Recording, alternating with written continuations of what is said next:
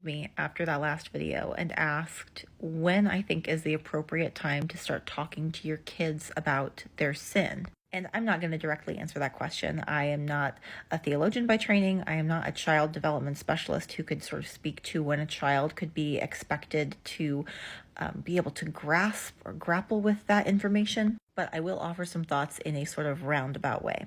So in this book, Inventing Human Rights by historian Lynn Hunt, she traces the history of ideas around liberation, empathy that all kind of coalesce in the 18th century around these political liberation movements. Think the French Revolution, the American Revolution, abolition movements. And she connects the sociological groundswell around those movements to the rise of certain artistic and literary achievements, particularly the novel.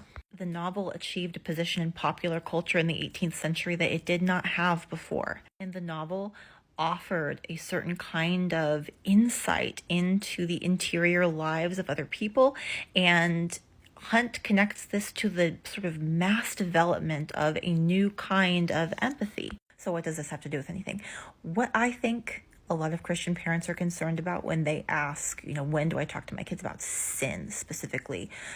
They're worried about when and how to help their kids understand the weight and the seriousness of doing something that displeases God. But I think it's worth asking, how do we develop the sense of the weight of doing something wrong? What is it that tells us that we've done something truly awful or harmful?